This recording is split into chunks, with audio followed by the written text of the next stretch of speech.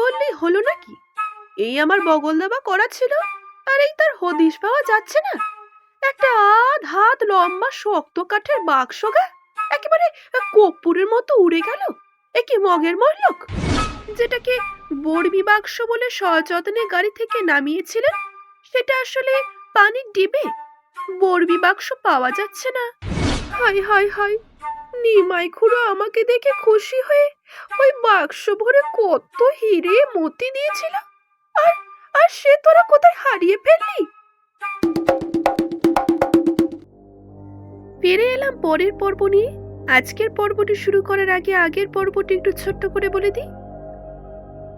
প্রতিবেশী কিভাবে তার এই বর্মি বাক্সটি পেয়েছিলেন, সেই গল্পটাই পাঁচু মামা বলছেন। এই গল্পের প্রথমেই পাঁচু মামা বলেন, নিমাই খুড়োর বাড়িতে যান প্রতিবেশী এবং সেখানে গিয়ে বর্মি বাক্সের সন্ধান পায়, এবং সেই বর্মি বাক্সটা নিয়েও প্রতিবেশী ফিরেও আসেন। আর সেই ফেরার ঘটনাটা আজকের এই পর্বে আপনি শুনতে চলেছেন। চলুন তাহলে শুরু করা যাক। পাঁচু মামা সেই যে গল্প বলা থামালো, সেই থেমেই রইল। অগত্যা আমি মাথা বাগিয়ে জিজ্ঞাসা করলাম, কি গো, তারপর বলো। এবং সেই চিমড়ে ভদ্রলোকও নিঃশ্বাস বন্ধ করে বললেন, হ্যাঁ, তারপর তারপর পাঁচু মামা তখন বিরক্ত হয়েই বলল, আপনার কি মশাই? ভদ্রলোক তখন বললেন, আজ্ঞে না, গল্পটা বড় ও লোমহর্ষণ কিনা, তাই। পাঁচু মামা আরো কিছু বলতে যাচ্ছিল, কিন্তু যাই হোক করে আমি ওকে থামালাম। পাঁচু মামা তখন আবার বলতে লাগলো, এত কষ্ট করে পাওয়া বর্মি বাক্স নিয়ে প্রতিবেশী সারা দিন গরুর গাড়ি চেপে বাড়ি মুখো চলতে লাগলেন। দুপুরে সজনে গাছতলায় গাড়ি থামিয়ে খিচুড়ি আর সজনে ফুল ভাজা খাওয়া হলো। তারপর আবার গাড়ি চলল। দেখতে দেখতে রাত 10টা বাজে, তখন প্রতিবেশী বাড়ি পৌঁছলেন। কেউ মনেই করেনি যে প্রতিবেশী এত তাড়াতাড়ি বাড়ি ফিরবেন। সবাই তো অবাক। সকলে বেরিয়ে এসে প্রতিবেশীকে আর জিনিসপত্র পটলা পটলি টেনে নামালো। তারপর গোলমাল, চেঁচামেচি, ডাকাতের গল্প। অবিশ্বাস্য ডাকাতের সঙ্গে খুড়োর যোগের কথা প্রতিবেশী ছাড়া কেউ সন্দেহ করেনি। প্রতিবেশীও চেপে গেলেন। হঠাৎ বাক্সটার কথা মনে পড়তেই বগল থেকে সেটা টেনে বের করে দেখেন, যেটাকে বর্মি বাক্স বলে সযত্নে গাড়ি থেকে নামিয়েছিলেন, সেটা আসলে পানির ডিবে। বর্মি বাক্স পাওয়া যাচ্ছে না। ততক্ষণে পাঁচু মামার চোখ একদম গোল গোল হয়ে গেছে, আর অন্যদিকে সে চিমড়ে লোকটা, তারও চুল খাড়া হয়ে গেছে। পাঁচু মামা আবার বলতে আরম্ভ করলো, সেই বাক্সখানা একেবারে হাওয়া হয়ে গেল। সেই রাত দুপুরে প্রতিবেশী এমন চেঁচামেচি শুরু করলেন যে বাড়ির শুদ্ধ সকলে, যার যেখানে মশাল, মোমবাতি, লণ্ঠন, পিদিম জেলে নিয়ে এসে এ ওর পা মারিয়ে দিয়ে মহা খোঁজাখুঁজি শুরু করে দিল। তার মাঝখানে দাঁড়িয়ে প্রতিবেশী নিচে হাত পা ছুড়ে চেঁচিয়ে মেচিয়ে একদম কুরুক্ষেত্র বাঁধিয়ে দিলেন। তিনি বলতে লাগলেন, নেই বললেই হলো নাকি? এই আমার বগল দাবা করা ছিল, আর এই তার হদিশ পাওয়া যাচ্ছে না। একটা আধ হাত লম্বা শক্ত কাঠের বাক্স গা একেবারে কর্পূরের মতো উড়ে গেল। এ কি মগের মরলক! তারপর গরু খুলিয়ে, গরুর গাড়ির ছাউনি তলিয়ে, বাঁশের বাঁধন আলগা করে, গাড়োয়ানের 2 হাতে ধুতি ঝাড়িয়ে, আর ওই রমাকান্তকে দস্তর মতো সার্চ করিয়ে এমনই কাণ্ড বাঁধালেন যে আর তার বর্ণনা দেওয়া যায় না।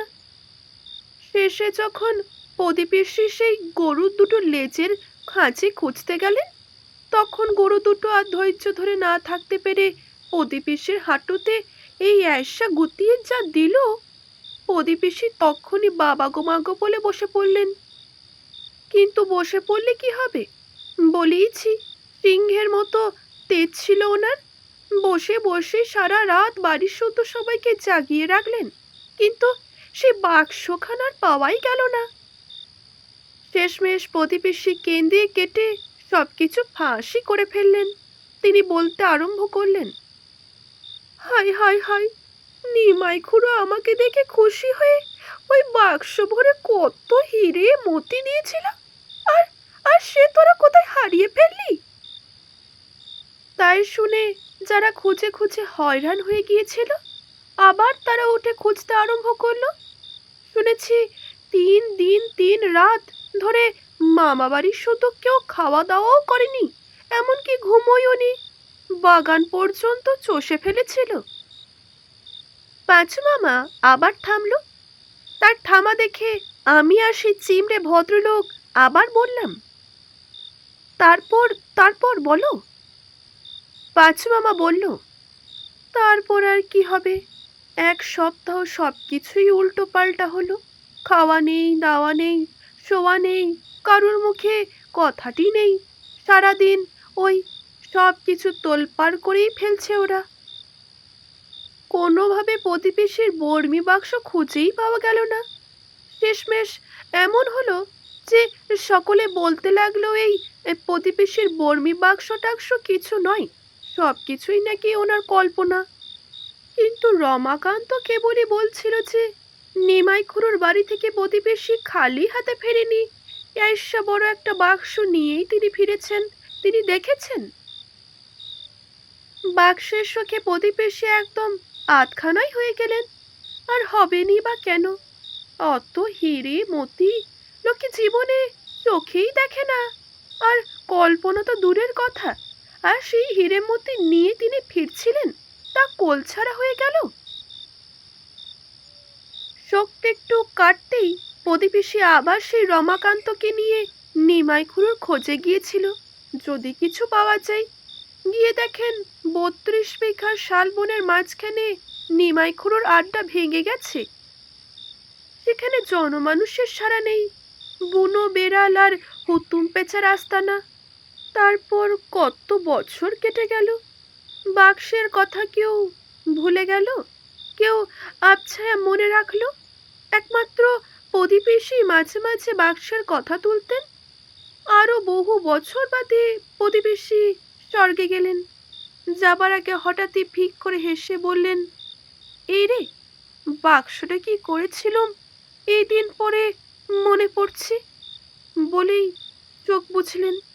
তাই শুনে প্রতিবেশী শ্রাদ্ধের পর আর এক চোট খোঁজাখুঁজি হয়েছিল, কিন্তু কোনো ফল হয়নি।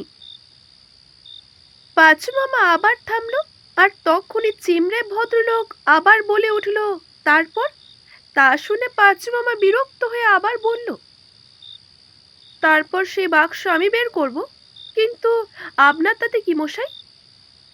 পাঁচু মামা ভদ্রলোকটির দিকে কটমট করে তাকাতেই অগত্যা সেই ভদ্রলোকটি পাঁচু মামার পাশ থেকে উঠে তার নিজের জায়গায় গিয়ে বসল।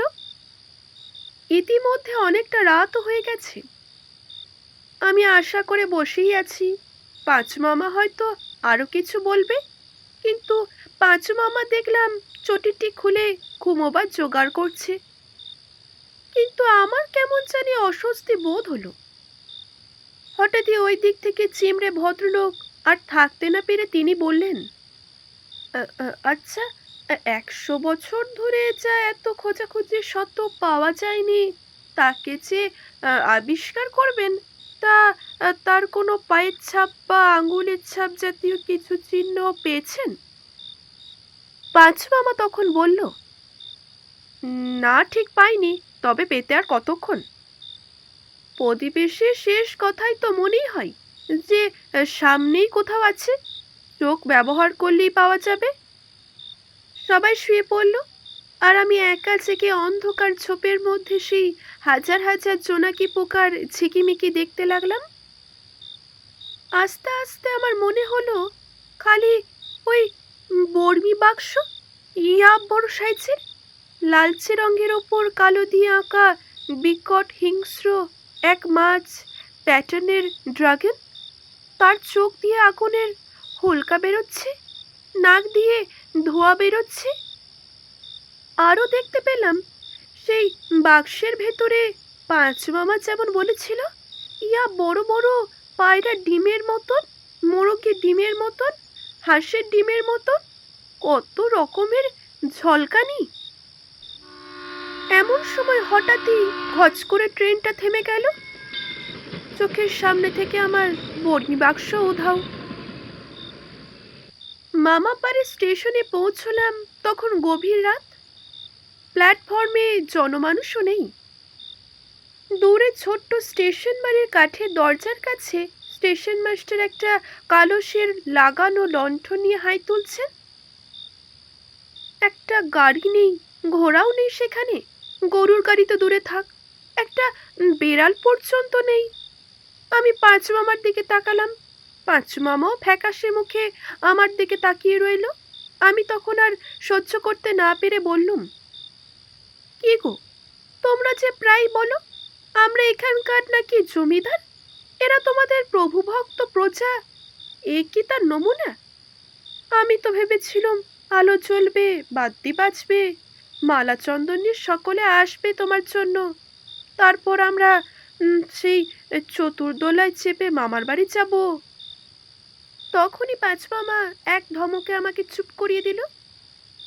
আমিও আমার বক্তব্য থামিয়ে রেখে দূরে দেখতে পেলাম সেই চিমড়ে লোকটা তার পটলা পটলি বউ ছেলেপুলেকে ধরে ধরে নামাচ্ছে। হঠাৎ এমন সময় দূর থেকে কে যেন চেঁচাতে লাগলো, ও পাঁচু দাদা, ও মেজদিমণির খোকা, বলি এছো না আসুনি?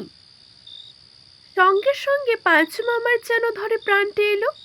খচমচ করে সে ছুটে গিয়ে বলল, এই যে ঘনশ্যাম, এলি? আহ, বাঁচালি।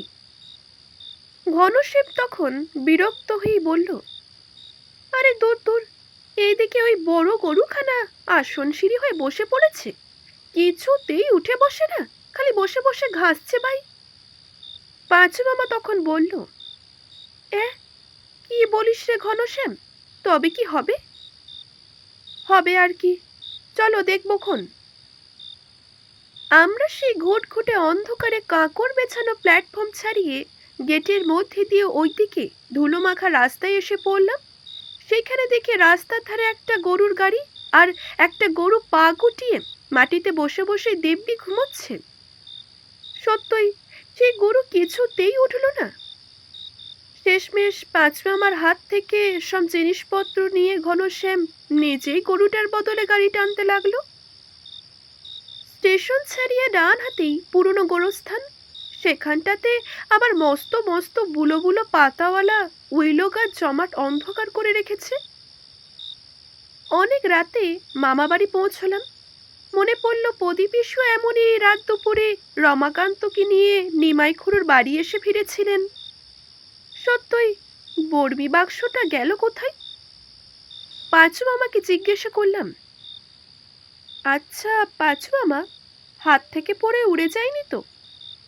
পাঁচু মামা তখন আমাকে ধমক দিয়ে বলল, চুপ, এটা শত্রু রাস্তা না, বুক থেকে হৃৎপিণ্ডটা উড়ে গেলেও মুখে আনবি না সেই বাক্সের কথা। গরুর গাড়ি নামিয়ে ঘনশ্যাম সিঁড়ির ওপরই বসে পড়ল, কিন্তু গাড়ি থেকে জিনিসপত্র নামাতে কেউই সাহায্য করলো না। পাঁচু মামা নেবেই কোথায় জানি চলে গেল। শেষ অবধি আমি রেগে মেগে জিনিসপত্র দুমদাম করে মাটিতে ফেলতে লাগলাম। সেই শব্দ শুনে দিদিমা বেরিয়ে এলেন। দিদিমা তখন আমাকে ধরে বেঁধে সেজ দাদামশাইয়ের কাছে নিয়ে গেলেন। দেখলাম সেজ দাদামশাইয়ের ইয়া সিংহ বাগানো গো, হিংস্র চোখ, দিব্যি টেরিকাটা চুল নিয়ে ইজি চেয়ারে বালাপোষ গায়ে দিয়ে শুয়ে আছেন। সঙ্গে সঙ্গে বুকের ভেতরটা আমার ধক করে উঠল। বুঝলুম এই হচ্ছে শত্রু নাম্বার ওয়ান। আমি ওনাকে প্রণাম করলাম, কিন্তু উনি আমার মাথা থেকে পা পর্যন্ত এমন তাকালেন যে আমার ভীষণ রাগ হলো। রেগে মেগে দিদিমার সঙ্গে আমি খাবার ঘরে চলে গেলাম। সেখানে আমার দাদামশাই যে বড় পিঁড়িতে বসতেন, সেখানে আসন পেতে বসলাম।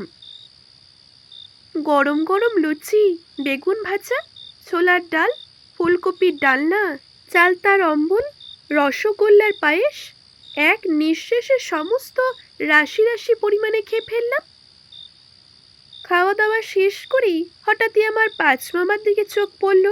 দেখলাম কখন পাশে বসে খুঁটে খুঁটে সেও খেতে আরম্ভ করেছে। দুই একবার তাকালাম, কিন্তু পাঁচু মামার হাব ভাব এমন যেন আমাকে চেনেই না। কিন্তু যখন হাত ধুতে গেলাম, তখন আমার কানের কাছে এসে পাঁচু মামা ফিসফিস করে বলল, শোন, দুজনের বেশি ভাব দেখালে মতলব ফেঁসে যাবে। ওই ওল্ড লেডি নাম্বার 1 স্পাই। আমি শুনে একটু আপত্তি করলুম, কারণ দিদিমাকে আমার ভালোই লাগছিল। পাঁচু মামা তখন বলল, চুপ কর তো, আমার খুঁড়ি আর আমি জানি না। পুরনো কাঠের সিঁড়ি বেয়ে হাতে মোমবাতি নিয়ে দিদিমার সঙ্গে সঙ্গে দোতলায় বিশাল এক শোবার ঘরে শুতে গেলাম। কত রকম কারুকার্য করা ভীষণ প্রকাণ্ড আর ভীষণ উঁচু এক খাটে শুলাম। সেটা এমনই উঁচু যে সত্যকারের কাঠের সিঁড়ি বেয়ে তাতে উঠতে হলো। খাটের ওপর আবার দুই তিনটে বিশাল বিশাল পাশবালিশও আছে। আর খাটের নিচে মস্ত মস্ত সেই কাঁসা পেতলের কলসি টলসি কি যেন সব দেখতেও পেলাম। আমি যেই শুলাম, দিদিমা আমার মাথায় হাত বুলিয়ে দিতে লাগলো। তিনি আমাকে বললেন, আজকে টপ করে ঘুমিয়ে পড়ো তো, মানে আমি খেয়ে এসে তোমার পাশে শোবো। কালকে বরং তোমাকে প্রতিবেশীর বর্মি বাক্সের কথা বলবো। একা একা শুয়ে থাকতে ভয় পাবে না তো? হঠাৎই বুকটা আমার ঢিপ করে উঠল। আমি আর কিছু না বলে শুধু বললাম, হ্যাঁ, আলোটা রেখে যাও, তাহলে কিছু ভয় পাবো না। দিদিমা আমাকে আদর করে চলে গেলেন। কিন্তু পাঁচু মামা কেন এমন বলল কিছু বুঝলাম না। এখানেই শেষ করছি আজকের এই পর্বটি যদি ভালো লেগে থাকে অবশ্যই একটি লাইক করবেন, শেয়ার করবেন এবং কেমন লাগলো জানাতে ভুলবেন না। ধন্যবাদ।